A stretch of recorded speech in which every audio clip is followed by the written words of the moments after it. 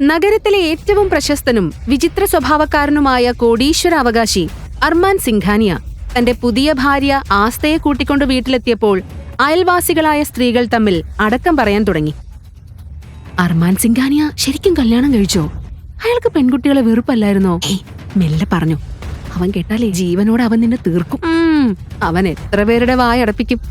ഈ ഭ്രാന്തൻ സിംഘാനിയെക്കുറിച്ചുള്ള സത്യം നഗരം മുഴുവൻ അറിയാം. ഏത് പാവം പെൺകുട്ടിയുടെ ജീവിതമാണോ ഇങ്ങനെ നശിച്ചത്? ഇങ്ങനെ ഒരു മോൺസ്റ്ററുടെ ഭാര്യയായത്. ഞാൻ കേൾക്കുന്നുണ്ട്, ഞാൻ പൊട്ടനല്ല. അർമാന് പെൺകുട്ടികളോട് അതിയായ വെറുപ്പുണ്ടെന്ന് എല്ലാവർക്കും അറിയാമായിരുന്നു. ആ വെറുപ്പ് കാരണം അർമാൻ സിംഘാനിയയ്ക്ക് പെൺകുട്ടികളെയല്ല ആൺകുട്ടികളെയാണ് ഇഷ്ടമെന്നൊരു അഭ്യൂഹം വരെ പരന്നിരുന്നു. വായ ഉണ്ടെന്ന് വിചാരിച്ച് എന്തും പറയാന്നാണോ നിങ്ങളുടെയൊക്കെ വിചാരം? ഞാൻ ആരാന്നറിയാലോ. എനിക്ക് ദേഷ്യം വന്നാ എന്ത് ചെയ്യുമെന്നും അറിയാലോ. നിന്റെ ഫ്രണ്ടിന്റെ പേരെന്തായിരുന്നു? പുഷ്പ. പുഷ്പയുടെ പേര് കേട്ടതോടെ ആ സ്ത്രീകളുടെ ആത്മാവ് വരെ വിറച്ചു. അവരെ ഞാൻ എന്താ ചെയ്തതെന്ന് മറന്നുപോയെന്ന് തോന്നുന്നു. ഇനി എന്താ നോക്കി നിൽക്കുന്നത്? എന്റെ റൂമിലേക്കും വരണോ? പോ. അർമാന്റെ ദേഷ്യം നിറഞ്ഞ ശബ്ദം കേട്ടതും സ്ത്രീകൾ പേടിച്ച് സ്വന്തം വീടുകളിലേക്ക് ഓടിക്കയറി. ഒരു മോൺസ്റ്ററിനെ വിവാഹം കഴിക്കണം.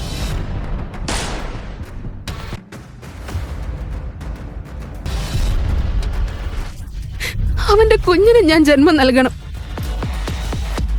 ആസ്ത, നിനക്ക് വേറെ വഴിയില്ല. ഈ വിവാഹം നീ കഴിച്ചേ പറ്റൂ. എനിക്കിത് ചെയ്യാൻ പറ്റില്ല. ഡോക്ടർ ആകാനുള്ള എന്റെ സ്വപ്നം അങ്ങനെ തന്നെ അവസാനിക്കും. ഇവരെത്ര പവർഫുൾ ആളുകളാണെന്ന് നിനക്കറിയില്ലേ? എന്തും സംഭവിക്കാം. നിന്റെ അമ്മാവന്റെ ജീവൻ പോലും അപകടത്തിലാകും. സ്വന്തം കാര്യം മാത്രം ചിന്തിക്കുന്ന അത്ര സ്വാർത്ഥയാകരുത് നീ. പുഷ്പം പോലെ നിഷ്കളങ്കയും സുന്ദരിയുമായ ആസ്തയെ ഒരു വധുവിനെ പോലെ ഒരുക്കിയിരുന്നു. ആരും കണ്ടാൽ കണ്ണു മാറ്റാനാകാത്തത്ര ഭംഗിയായിരുന്നു അവൾക്ക്. മറുവശത്ത് നിന്നത് ഹാൻസം മോൺസ്റ്റർ. പക്ഷെ എങ്ങനെയായിരിക്കും ഈ കല്യാണം നടന്നത്? കഥയുടെ ബാക്കി കേൾക്കാം.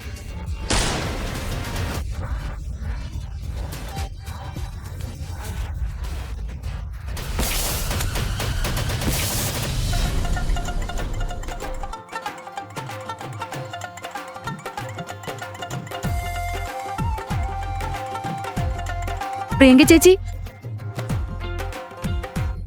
നിങ്ങളുടെ കല്യാണത്തിന് ഞാൻ എങ്ങനെ വരാതിരിക്കാനാ?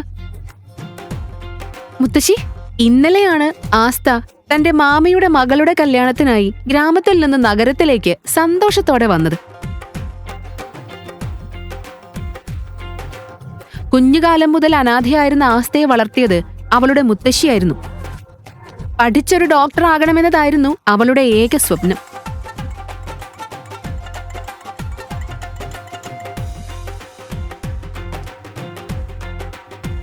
പക്ഷേ ഇതെങ്ങനെ സംഭവിച്ചു? എങ്ങനെയാണ് ആസ്ത ഇവിടെ വധുവായത്? ഇന്ന് ബാംഗ്ലൂർ നഗരത്തിൽ ആയിരക്കണക്കിന് ആളുകളുടെയും ക്യാമറ ഫ്ലാഷുകളുടെയും നടുവിൽ രാജ്യത്തെ ഏറ്റവും ശക്തനായ ബിസിനസ്സുകാരനായ അർമാൻ സിംഘാനിയയുടെ വിവാഹദിനമായിരുന്നു. പക്ഷേ മണ്ഡപത്തിൽ നിൽക്കുന്ന വരൻ തന്റെ വധുവിനെ കാത്തിരിക്കുന്നതിന് പകരം ലാപ്ടോപ്പിലും ഫോണിലും തിരക്കിലായിരുന്നു.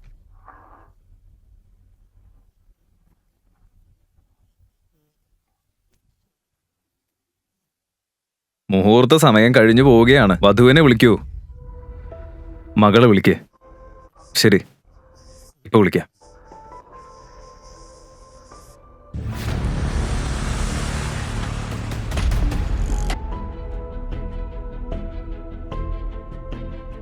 അർമാന്റെ വധുവായ പ്രിയങ്കയെ തിരഞ്ഞെടുത്തത് അർമാന്റെ മുത്തച്ഛനായ ആലോക് സിംഘാനി ആയിരുന്നു. അവരുടെ ഓഫീസിലെ ഒരു ക്ലർക്കായ മനോജ് മൽഹോത്രയുടെ മകളായിരുന്നു പ്രിയങ്ക. വളരെ സാധാരണ ഭംഗിയുള്ള പ്രിയങ്ക അച്ഛന്റെ നിർബന്ധത്തിന് വഴങ്ങിയാണ് ഈ വിവാഹത്തിന് സമ്മതിച്ചത്. പക്ഷേ ഇന്ന് മനോജ് തന്റെ മകളുടെ റൂമിലേക്ക് കയറിയപ്പോൾ അയാളുടെ കാലിനടിയിലെ മണ്ണൊലിച്ചുപോയി. മണ്ഡപത്തിലേക്ക് വരാനിരിക്കെ പ്രിയങ്കയെ കാണാതായിരിക്കുന്നു. അപ്പോഴേക്കും അവൾ അവിടുന്ന് രക്ഷപ്പെട്ടിരുന്നു. പ്രിയങ്ക, എന്താ നീ ചെയ്തത്? ഇത് മനസ്സിലായതോടെ അവളുടെ മാതാപിതാക്കളുടെ കാലുകൾ വരെ വിറയ്ക്കാൻ തുടങ്ങി. ഇതിനോടകം തന്നെ എന്തോ പ്രശ്നമുണ്ടെന്ന് മനസ്സിലാക്കിയ ആലോക് സിംഘാനിയ റൂമിലേക്ക് നടന്നു വന്നു. ഏയ്, പെൺകുട്ടി റെഡി ആയോ അതോ ഇല്ലേ? ആയി, റെഡി ആവാ. ഇപ്പൊ തന്നെ പുറത്തേക്ക് വരും. നിങ്ങൾ പോയിക്കോ. പക്ഷേ ആ കള്ളം അധിക നേരം നിലനിന്നില്ല. റൂമിനകത്ത് നിന്ന് കരച്ചിലിന്റെ ശബ്ദം കേട്ട അർമാന്റെ മുത്തച്ഛൻ വാതിൽ തള്ളി തുറന്നു. അകത്ത് വളരെ നിഷ്കളങ്കയും സാധാരണക്കാരിയുമായ പക്ഷെ അതീവ സൗന്ദര്യമുള്ള ഒരു പെൺകുട്ടി കരഞ്ഞുകൊണ്ടിരുന്നു. അവളുടെ പേരാണ് ആസ്ത. ഇത് കണ്ടതും അലോക് സിംഘാനിയ ദേഷ്യത്തോടെ ഗർജിച്ചു. പ്രിയങ്ക എവിടെയാ? പ്രിയങ്ക ഒളിച്ചോടി സർ. ഈ ആസ്ത തന്നെയാ അവളെ രക്ഷപ്പെടാൻ സഹായിച്ചതെന്ന് ഞങ്ങൾക്ക് ഉറപ്പാ.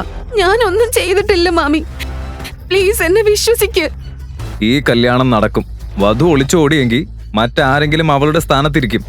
ഈ വിവാഹം നടന്നില്ലെങ്കിൽ അർമാന്റെ ദേഷ്യം എന്താകുമെന്നറിയാലോ. അർമാന്റെ കോപത്തിൽ നിന്ന് നിങ്ങളെ രക്ഷിക്കാൻ എനിക്ക് പോലും പറ്റിയെന്ന് വരില്ല.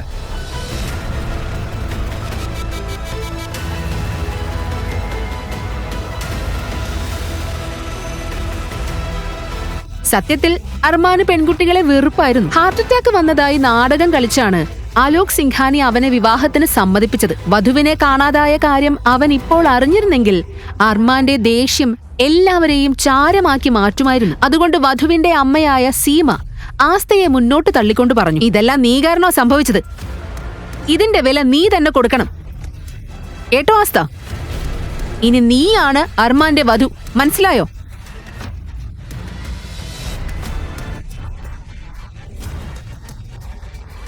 എനിക്ക് കല്യാണം വേണ്ട മാമി, പ്ലീസ് എന്നെ എന്റെ മുത്തശ്ശിയുടെ അടുത്തേക്ക് പോകാൻ വിട് പ്ലീസ്.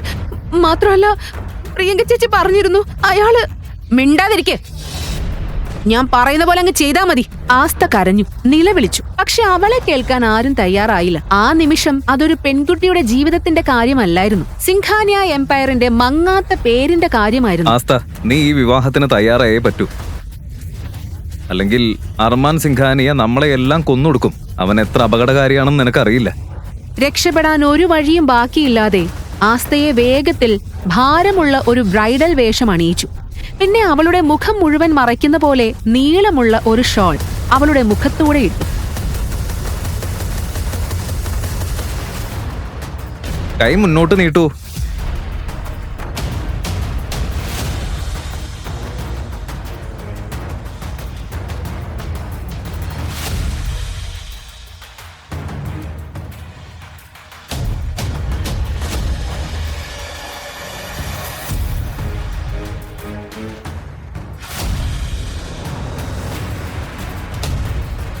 മുഖം മുഴുവൻ മറച്ചിരുന്ന ആ ഭാരമുള്ള വെയിൽ കാരണം വധുവിനെ മാറ്റിയ കാര്യം അർമാൻ ഒരിക്കലും മനസ്സിലാക്കിയില്ല.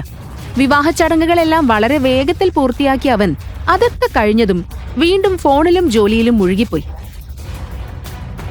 വലിയ മുതലാളി, ഈ ഫയലിൽ ഈ പെൺകുട്ടിയുടെ മുഴുവൻ ബാക്ക്ഗ്രൗണ്ട് ഡീറ്റെയിൽസും ഉണ്ട്. അതേസമയം ആസ്തയെക്കുറിച്ചുള്ള എല്ലാ വിവരങ്ങളും കണ്ടെത്താൻ അർമാന്റെ മുത്തച്ഛനായ ആലോക് സിംഘാനിയ അവളുടെ കംപ്ലീറ്റ് ബാക്ക്ഗ്രൗണ്ട് ഫയൽ ആവശ്യപ്പെട്ടിരുന്നു. പക്ഷെ ആസ്തയുടെ മാതാപിതാക്കളുടെ വിവരങ്ങളിലേക്കാണ് അദ്ദേഹത്തിന്റെ കണ്ണ് പതിഞ്ഞത്. ഭീകരമായ ഒരു അപകടത്തിൽ മരിച്ചവരായിരുന്നു അവർ. അത് കണ്ട നിമിഷം അദ്ദേഹം ഞെട്ടി നിശ്ചലനായി. സ്വയം മുറുമുറുത്തുകൊണ്ട് അദ്ദേഹം പറഞ്ഞു, ആദ്യം ഞാൻ വിചാരിച്ചത് 2-3 ദിവസത്തിനുള്ളിൽ ഇവളെ ഡിവോഴ്സ് ചെയ്ത് സ്വതന്ത്രയാക്കാമെന്നാണ്.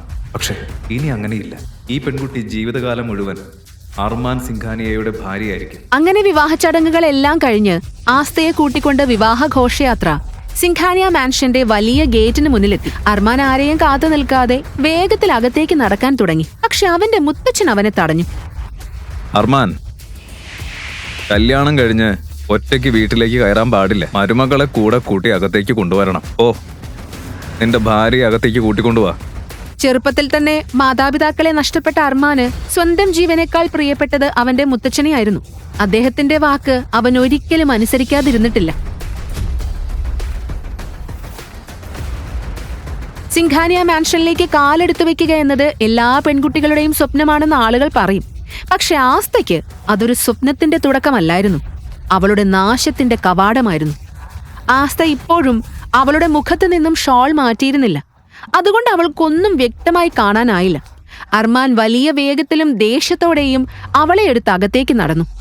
അവർ അകത്തേക്ക് കയറുന്നത് കണ്ടതും അർമാന്റെ അനിയനും കുറച്ച് ഫ്രണ്ട്സും ഹാളിൽ കൂടി വിസിലടിക്കാനും കളിയാക്കാനും തുടങ്ങി.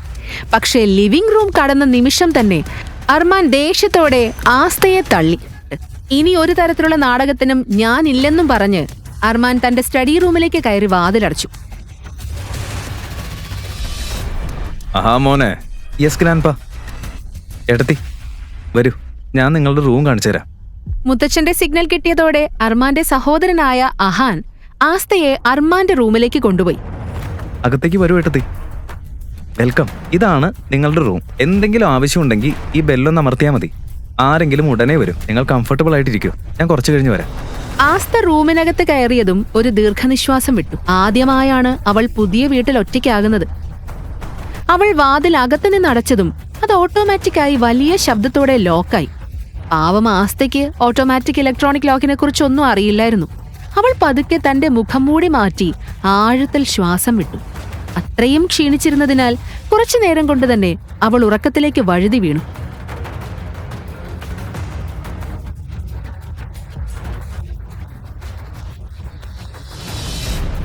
രാത്രി 2 മണിക്ക് തന്റെ ജോലിയെല്ലാം തീർത്ത് അർമാൻ ഉറങ്ങാനായി റൂമിലേക്ക് വന്നു.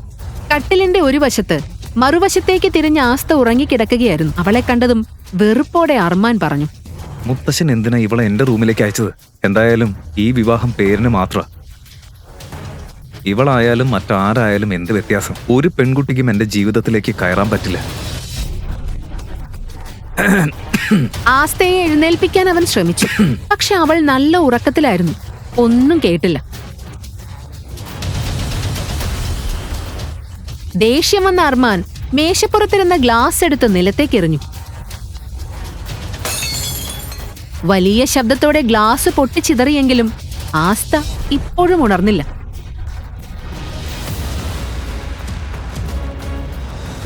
ഇവളെ ഞാനെന്തിനാ ഇത്ര മൃദുവായി എഴുന്നേൽപ്പിക്കുന്നത്? പെട്ടെന്ന് അർമാൻ തന്റെ പോക്കറ്റിലേക്ക് കൈനീട്ടി.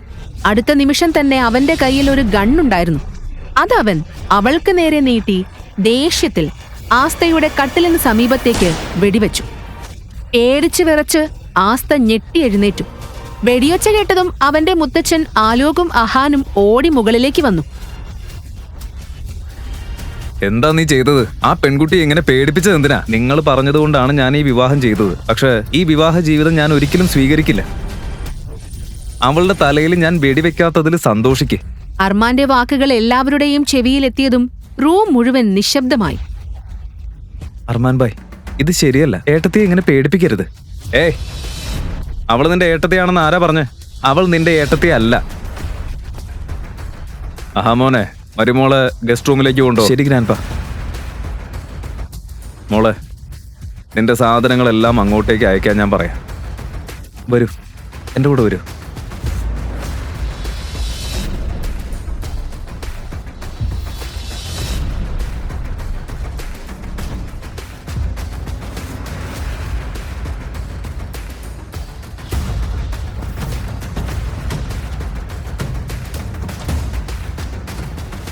ഞങ്ങളോട് ക്ഷമിക്കണം മോളെ. ഞങ്ങൾ നിന്നോട് വലിയൊരു അന്യായമാണ് ചെയ്തതെന്ന് എനിക്കറിയാം. പക്ഷെ അന്ന് ഞങ്ങൾക്ക് വേറെ വഴിയില്ലായിരുന്നു. നിങ്ങൾ എന്തിനാണ് ക്ഷമ ചോദിക്കുന്നത്? എന്ത് സംഭവിച്ചാലും അതിൽ നിങ്ങളുടെ തെറ്റില്ല. മോളെ, നിനക്ക് അർമാനെ പൂർണ്ണമായി മാറ്റാൻ കഴിഞ്ഞ ഡോക്ടർ ആകണമെന്നുള്ള നിന്റെ സ്വപ്നം ഞാൻ സാക്ഷാത്കരിച്ചു തരാമെന്ന് ഞാൻ വാക്ക് തരാം. ഇതെന്റെ വാഗ്ദാനമാണ്. ഇത് കേട്ടതും ആസ്തയുടെ കണ്ണുകളിൽ ഒരു പ്രതീക്ഷയുടെ തിളക്കം തെളിഞ്ഞു. എനിക്കറിയാം മോളെ, ഇത് ചെയ്യാൻ നിനക്ക് മാത്രമേ കഴിയൂ. ഇപ്പൊ വൈകി. നിന്റെ സ്യൂട്ട് കേസ് ഞാൻ അയക്കാൻ പറയാം. ഡ്രസ്സ് മാറി ഇവിടെ വിശ്രമിക്കൂ. എന്തായാലും നാളെ രാവിലെ അർമാൻ ഒരു ബിസിനസ് ഡീലിനായി പാരീസിലേക്ക് പോവാ.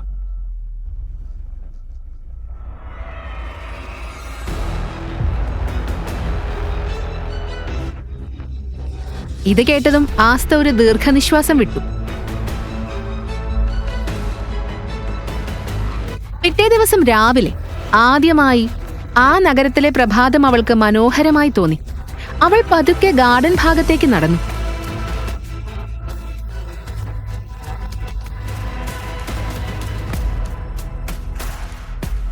അവിടെ ഫോർമൽ പാന്റും ഷർട്ടും ധരിച്ച ഒരാളെ അവൾ കണ്ടു. വലിയൊരു കത്രിക പിടിച്ച് ചെടികളുടെ കൊമ്പുകൾ മുറിക്കുകയായിരുന്നു അയാൾ.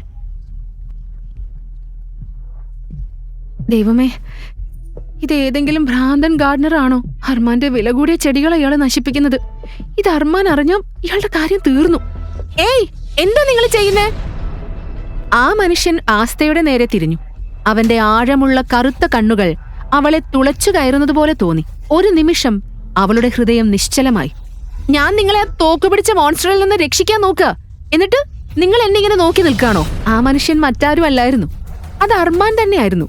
രാവിലെ അവൻ പാരീസിലേക്ക് പോകാൻ തുടങ്ങിയിരുന്നെങ്കിലും മോശം കാലാവസ്ഥ കാരണം മീറ്റിംഗ് അടുത്ത ആഴ്ചയിലേക്ക് മാറ്റിവെച്ചിരുന്നു. അർമാന് ഒരേയൊരു ഹോബി മാത്രമേ ഉണ്ടായിരുന്നുള്ളൂ, ചെടികൾ നട്ടു വളർത്തുകയും അവയെ പരിപാലിക്കുകയും ചെയ്യുന്നത്.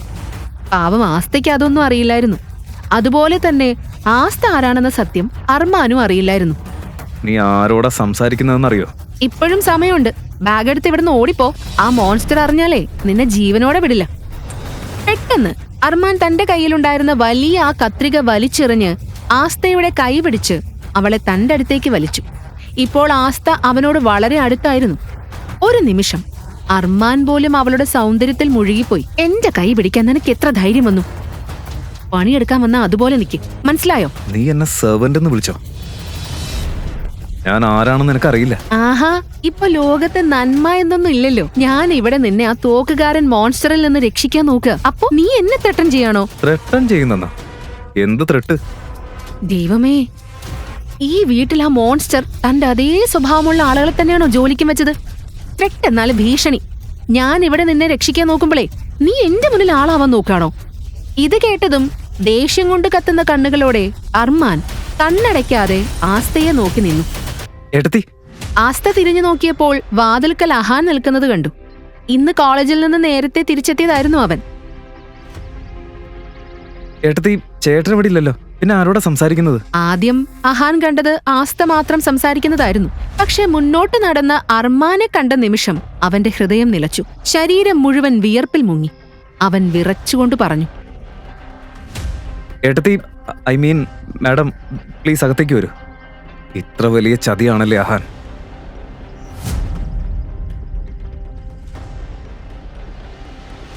എന്തിനാണ് ഈ സത്യം എന്നിൽ നിന്ന് മറച്ചു വെച്ചത്? തന്റെ വിവാഹം പ്രിയങ്കയുമായല്ല, ആസ്തയുമായാണ് നടന്നതെന്ന് ഇതുവരെ പറഞ്ഞിട്ടില്ലെന്ന മുത്തച്ഛന്റെ വാക്കുകൾ അഹാൻ ഓർത്തു. പക്ഷേ അഹാൻ അറിയാതെ ആ സത്യം പുറത്തു പറഞ്ഞിരുന്നു. ബ്രദർ, ഞാൻ എല്ലാം എക്സ്പ്ലെയിൻ ചെയ്യാം. ഒരു അവസരം മാത്രം തരൂ. സത്യത്തിൽ നിങ്ങളുടെ വിവാഹം വേറൊരു പെൺകുട്ടിയോടായിരുന്നു നടക്കേണ്ടിയിരുന്നത്. അഹാൻ വിവാഹത്തിന്റെ മുഴുവൻ സത്യവും അർമാനോട് പറഞ്ഞു തുടങ്ങിയതോടെ ദേഷ്യം കൊണ്ട് അർമാന്റെ ശരീരം വിറയ്ക്കാൻ തുടങ്ങി.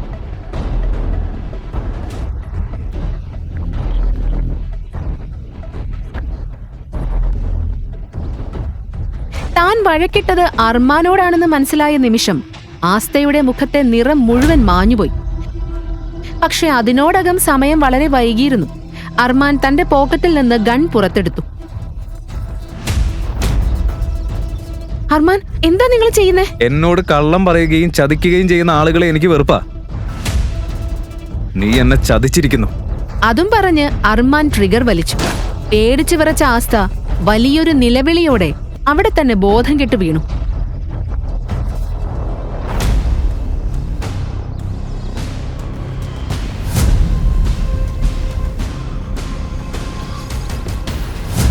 അഹാൻ ആസ്തയെ സോഫയിൽ കിടത്തി തന്റെ സുഹൃത്തായ ധ്രുവിനെ വീട്ടിലേക്ക് വിളിച്ചു. നഗരത്തിലെ പ്രശസ്തനായ സർജനും ഡോക്ടറുമായിരുന്നു ധ്രുവ്. ആസ്തയുടെ അവസ്ഥ കണ്ടതോടെ മുത്തച്ഛൻ അർമാനോട് വിശദീകരിച്ചു പറഞ്ഞു, അർമാൻ മോനെ, നിന്റെ വിവാഹം പ്രിയങ്കയോടായിരുന്നു തീരുമാനിച്ചിരുന്നത് എന്ന് ഞാൻ സമ്മതിക്കുന്നു. പക്ഷെ ചടങ്ങിന് മുൻപ് അവൾ ഒളിച്ചോടി. കുടുംബത്തിന്റെ മാനക്കേട് ഒഴിവാക്കാൻ അവളുടെ കസിനായ ആസ്തയെ ഞങ്ങൾ മണ്ഡപത്തിൽ ഇരുത്തുകയായിരുന്നു. മുത്തശ്ശ, നിങ്ങൾ വലിയ തെറ്റാ ചെയ്തത്. ഇത് ചെയ്യാൻ പാടില്ലായിരുന്നു. അതും പറഞ്ഞ് അർമാൻ ദേഷ്യത്തോടെ തന്റെ റൂമിലേക്ക് നടന്നുപോയി. അതേസമയം ധ്രുവ് അവിടെ എത്തി. ആസ്തയെ പരിശോധിച്ച് ഒരു ഇഞ്ചക്ഷൻ കൊടുത്തു. പേടിക്കേണ്ട കാര്യമില്ല, മരുന്ന് കൊടുത്തിട്ടുണ്ട്. ചേട്ടത്തിക്ക് കുറച്ചു കഴിഞ്ഞാൽ ബോധം വരും. ധ്രുവ് അത് പറഞ്ഞു തീർന്നത് മാത്രം അർമാന്റെ റൂമിൽ നിന്ന് വീണ്ടും ഒരു വെടിയൊച്ച കേട്ടു. എല്ലാവരും ഞെട്ടി. അവരോടി അവന്റെ റൂമിലേക്ക് ചെന്നു. അലോക് സിംഘാനിയ മുഴുവൻ വിയർപ്പിൽ മുങ്ങിയിരുന്നു. ഓടാൻ പോലും ശക്തിയില്ലാത്ത അവസ്ഥയിലായിരുന്നു. റൂമിനകത്ത് കയറിയപ്പോൾ അർമാന്റെ കയ്യിൽ നിന്ന് രക്തമൊഴുകുന്നത് അദ്ദേഹം കണ്ടു. അർമാൻ ചേട്ടാ, എന്താ ഇത്? ധ്രുവ്, നോക്ക്. അവിടെ എത്താൻ പോലും പ്രയാസപ്പെട്ടിരുന്ന മുത്തശ്ശൻ അത് കണ്ട നിമിഷം ശ്വാസം മുട്ടി നിൽക്കുകയായിരുന്നു. ധ്രുവ്, ആദ്യം മുത്തശ്ശിയെ നോക്ക്. ഗ്രാൻഡ്പാ. മുത്തച്ഛൻ ശ്വാസത്തിനായി പിടയുന്നത് കണ്ടതും ധ്രുവ് ഉടൻ തന്നെ അർമാനോട് കാർ എടുക്കാൻ പറഞ്ഞു. ഗ്രാൻഡ്പാ. അർമാനും ബാക്കിയുള്ളവരും മുത്തശ്ശനെ കൂട്ടി താഴേക്കിറങ്ങി. അപ്പോഴാണ് എല്ലാവരുടെയും കണ്ണ് ആസ്തയിലേക്ക് വീണത്. കാരണം അവൾ ഇപ്പോഴും ഹാളിലെ സോഫയിൽ ബോധമില്ലാതെ കിടക്കുകയായിരുന്നു. ഒടുവിൽ അർമാന്റെ കണ്ണുകളും ആസ്തയിൽ പതിഞ്ഞു. ദേഷ്യവും വെറുപ്പും നിറഞ്ഞ കണ്ണുകളോടെ അവൻ അവളെ നോക്കി.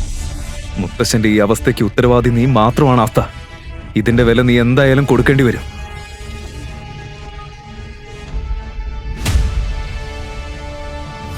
കുറച്ചു സമയത്തിനകം അവർ നഗരത്തിലെ പ്രശസ്തമായ ഹോസ്പിറ്റലിലെത്തി മുത്തച്ഛനെ എമർജൻസി റൂമിലേക്ക് മാറ്റി.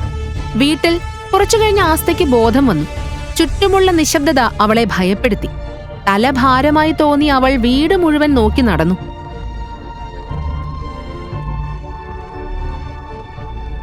മുത്തച്ഛ, മുത്തച്ഛ, അഹാൻ, ആരെങ്കിലും ഉണ്ടോ ഇവിടെ? മാം. നിങ്ങളാരാ? എന്തിനാ എന്റെ വഴി തടയുന്നേ? മാം, ഞാൻ ദേവ്.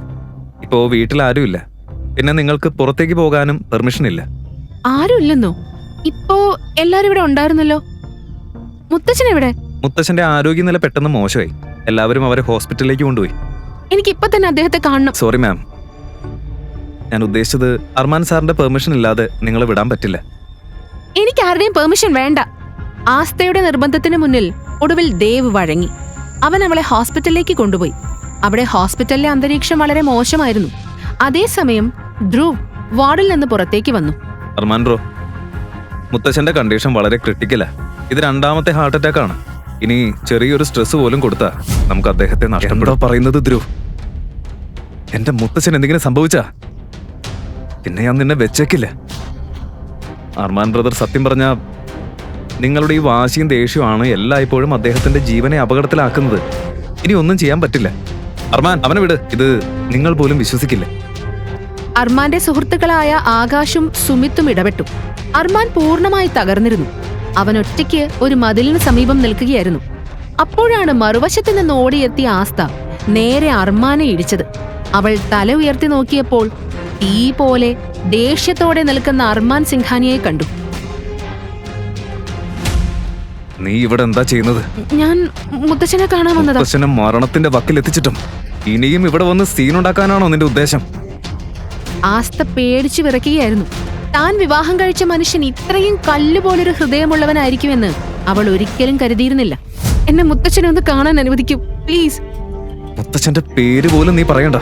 പിന്നെ നിന്റെ ഈ സൗന്ദര്യത്തിന്റെ വല വീശി എന്റെ കുടുംബത്തെ നിയന്ത്രിക്കാമെന്ന് നീ കരുതുന്നുണ്ടെങ്കിൽ അത് നിന്റെ തെറ്റിദ്ധാരണയാ. നിന്റെ സൗന്ദര്യത്തിന്റെ വല വേറെ എവിടെയെങ്കിലും പോയി വീശ്. അത് എന്റെ അടുത്ത് വർക്കാവില്ല. ആസ്ത എന്തോ പറയാൻ ശ്രമിച്ചു. പക്ഷെ അവൾക്ക് വാക്കുകൾ തൊണ്ടയിൽ കുടുങ്ങിപ്പോയി. അപ്പോഴാണ് പിന്നിൽ നിന്ന് ദേവിന്റെ ശബ്ദം കേട്ടത്. ബോസ്, മുത്തച്ഛന് ബോധം വന്നിട്ടുണ്ട്. നിങ്ങളെ കാണുമെന്ന് പറയുന്നു. അർമാൻ ആസ്തയുടെ കൈ തട്ടിമാറ്റി വാർഡിനുള്ളിലേക്ക് മുത്തച്ഛനെ കാണാൻ പോയി. അവൻ ബെഡിന്റെ അടുത്തെത്തിയതും, അർമാൻ മോനെ, നിനക്ക് ഈ വിവാഹം ഇഷ്ടമല്ലായിരുന്നുവെന്ന് എനിക്കറിയാം. പക്ഷെ ആസ്ത ഈ വീട്ടിലെ മരുമകളാ. നീ അവളെ സ്വീകരിക്കണമെന്നാണ് എന്റെ ആഗ്രഹം. മുത്തശ്ശ, ആ പെൺകുട്ടി ഒരിക്കലും എന്റെ ജീവിതത്തിന്റെ ഭാഗമാവില്ല. അർമാൻ ചേട്ടാ, എന്താ ഈ പറയുന്നത്? ചേട്ടത്തി പുറത്തു നിൽക്കുന്നുണ്ട്. ആരുടെ ചേട്ടത്തി? അവള് നിന്റെ ചേട്ടത്തി അല്ല. ഞാൻ വ്യക്തമായി പറയാ, അവളുമായി എനിക്ക് ഒരു ബന്ധവും ഉണ്ടാവില്ല. മുത്തച്ഛന്റെ കണ്ണുകളിൽ വിചിത്രമായ ഒരു ദേഷ്യവും ഉറച്ച തീരുമാനവും തെളിഞ്ഞു. മോനെ നോക്ക്, ആസ്ത പുറത്തു നിൽക്ക. നീ എന്റെ മരുമകളെ അകത്തേക്ക് കൊണ്ടുവന്നില്ലെങ്കിൽ എന്റെ ചിതയ്ക്ക് തീ കൊളുത്താനുള്ള അവകാശം പോലും ഞാൻ നിന്നിൽ നിന്ന് എടുത്തു കളയും. ഇത് കേട്ടതും റൂം മുഴുവൻ നിശബ്ദമായി. ദേഷ്യം കൊണ്ട് അർമാന്റെ മുഖം ചുവന്നു. അവളെ അകത്തേക്ക് കൊണ്ടുപോവാ. അർമാൻ ഭായ്, ഒന്ന് ചിന്തിച്ചു നോക്ക്. ഗ്രാൻഡ് പേ ഇപ്പോ ഏട്ടത്തിയോട് ഇമോഷണലി അറ്റാച്ച്ഡ് ആയി കഴിഞ്ഞു. അവരെ വേർപെടുത്തിയ ആ സ്ട്രെസ് അദ്ദേഹത്തെ ഇല്ലാതാക്കും. നിങ്ങളുടെ ദേഷ്യത്തിനായി ശരിക്കും അദ്ദേഹത്തിന്റെ ജീവൻ റിസ്ക് ചെയ്യണം. ഒരു തവണയെങ്കിലും മനുഷ്യനെ പോലെ ഒന്ന് പെരുമാറ്. ഈ പെൺകുട്ടിക്ക് മുത്തശ്ശനെ സന്തോഷത്തോടെ വെക്കാൻ കഴിയുന്നുണ്ടെങ്കിൽ ഞാൻ ഇവളെ എൻ്റെ രീതിയിൽ ഉപയോഗിക്കും. സമ്മതിക്കാതെ വയ്യ. നീ വന്നത് മുതൽ എൻ്റെ വീട്ടിലെ ഏറ്റവും വീക്ക് പോയിന്റ് നീ സ്വന്തമാക്കി.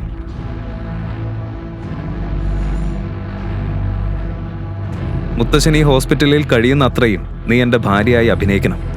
ഒരു കണ്ണുനീർ പോലും താഴെ വീണാൽ, ഒരു തുള്ളിയെങ്കിലും വീണാൽ നിന്റെ മുഴുവൻ കുടുംബത്തെയും ഞാൻ നശിപ്പിക്കും. മുഖം ശരിയാക്കി അകത്തേക്ക് വാ. അനുസരണയുള്ളൊരു കുട്ടിയെ പോലെ ആസ്ത കണ്ണുനീർ തുടച്ച് അർമാന്റെ പിന്നാലെ റൂമിനകത്തേക്ക് നടന്നു. മുത്തച്ഛൻ ചിരിച്ചുകൊണ്ട് ആസ്തയുടെ കൈ പിടിച്ചു. ഒരു മൂലയിൽ നിന്ന് അർമാൻ മുത്തച്ഛനെയും ആസ്തയെയും നോക്കി നിന്നു. ഈ പെൺകുട്ടി എന്ത് മാജിക്കാ ചെയ്തത്? മണിക്കൂറുകൾക്കുള്ളിൽ എല്ലാവരെയും തന്റെ വശത്താക്കി. ഇവളെ ഞാൻ പിന്നീട് നോക്കിക്കോളാം. ചേട്ടത്തി, നിങ്ങൾക്കിപ്പോ എങ്ങനെയുണ്ട്? ആകാശ്, ദ ഗ്രേറ്റ് ധ്രുവിന്റെ ട്രീറ്റ്മെന്റിന് സംശയമാണോ നിനക്ക്? ഞാൻ വെറുതെ ചോദിച്ചതാ. ചേട്ടത്തി പെർഫെക്റ്റ്ലി ഫിറ്റ് ആണ്. ആകാശ്, ധ്രുവ് പറയുന്നത് ശരിയാ. ഇപ്പൊ എനിക്ക് ഭേദമുണ്ട്. ധ്രുവ്, എനിക്കൊരു റിക്വസ്റ്റ് മാത്രമേ ഉള്ളൂ. മുത്തച്ഛനെ വേഗം സുഖപ്പെടുത്തി വീട്ടിലേക്ക് കൊണ്ടുവരണം. ഏട്ടത്തി, ടെൻഷനൊന്നും വേണ്ട. റിപ്പോർട്ട് വരാൻ 2-3 മണിക്കൂർ മാത്രമേ ഉള്ളൂ. അതുവരെ നിങ്ങൾ അർമാൻ ബായോടൊപ്പം വീട്ടിൽ പോയി റെസ്റ്റ് എടുത്തോളൂ. ഇത് കേട്ടതും ആസ്തയുടെ മുഖം വെളുത്തുപോയി. അവളുടെ ചുണ്ടുകൾ വിറച്ചെങ്കിലും ഒരു വാക്ക് പോലും പുറത്തു വന്നില്ല. ആസ്ത, ധ്രുവ് പറയുന്നത് ശരിയാ. നിനക്ക് അസുഖം വന്നാൽ മുത്തശ്ശനെ ആരാ നോക്കുക? വാ, നമുക്ക് വീട്ടിലേക്ക് പോവാം.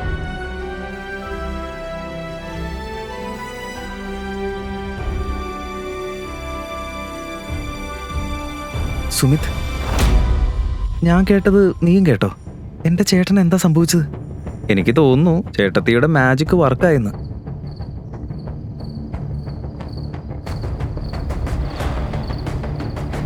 ദൈവമേ, ഇന്നെങ്കിലും ഈ മോൺസ്റ്ററിൽ നിന്ന് എന്നെ രക്ഷിക്കണേ. വഴിപാടായിട്ട് ഞാൻ 101 തേങ്ങ കൊടുക്കാം. ഇന്നൊന്ന് രക്ഷിക്കണേ.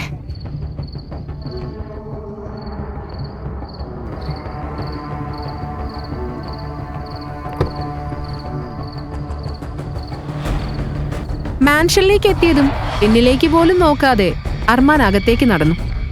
ദേവ് ആസ്തയ്ക്ക് കാറിന്റെ ഡോർ തുറന്നു കൊടുത്തു.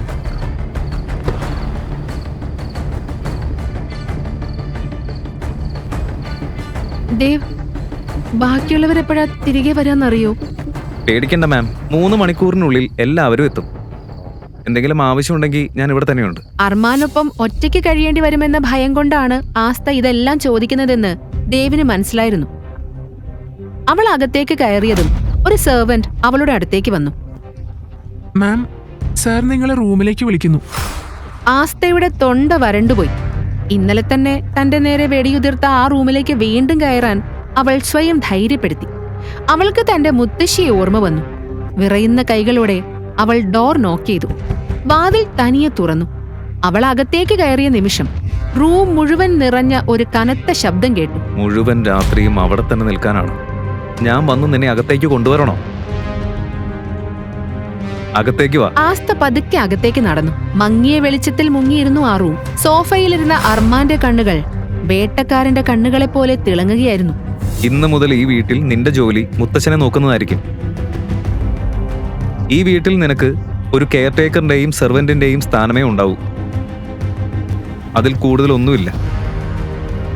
പിന്നെ മുത്തച്ഛനും എന്റെ ഫ്രണ്ട്സും ഒന്നും ഇതൊന്നും അറിയാൻ പാടില്ല. അറിഞ്ഞാ ഗ്രാമത്തിലുള്ള നിന്റെ മുത്തശ്ശിക്ക് എന്ത് സംഭവിക്കുമെന്ന് നിനക്കറിയാലോ. ആസ്തയ്ക്ക് അർമാൻ ഒരു എക്സിക്യൂഷണറെ പോലെ തോന്നി. തലകുനിച്ചു നിന്ന് അവളുടെ കണ്ണുകളിൽ നിന്ന് കണ്ണുനീർ നിശബ്ദമായി ഒഴുകി. അർമാൻ അത് കണ്ടെങ്കിലും അവന്റെ മനസ്സ് ഒട്ടും ഉരുകിയില്ല. ഈ കണ്ണുനീർ എന്റെ മുന്നിൽ വേണമെങ്കിൽ എത്ര വേണമെങ്കിലും കരഞ്ഞോളൂ. പക്ഷെ മുത്തശ്ശന്റെയോ എന്റെ ഫ്രണ്ട്സിന്റെയോ മുന്നിൽ ഒരു തുള്ളി കണ്ണുനീര് പോലും വീഴരുത്. അതിന്റെ കോൺസിക്വൻസസ് നല്ലതിനാവില്ലെന്നറിയാലോ.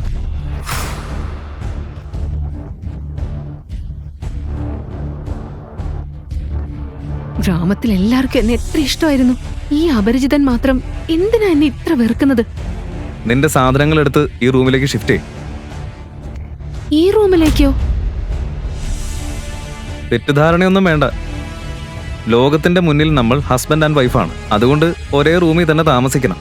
നീ താഴെ ഫ്ലോറിൽ കിടക്കും, ഞാൻ മുകളിൽ ബെഡിൽ കിടക്കും. അത്രമാത്രം.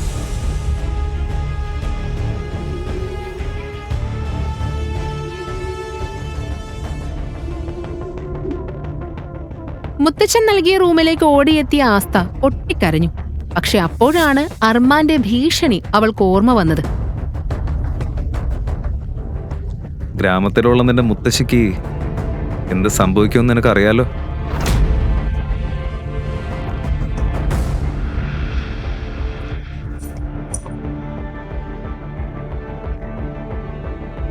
ഇല്ല, ഞാൻ കരയാൻ പാടില്ല.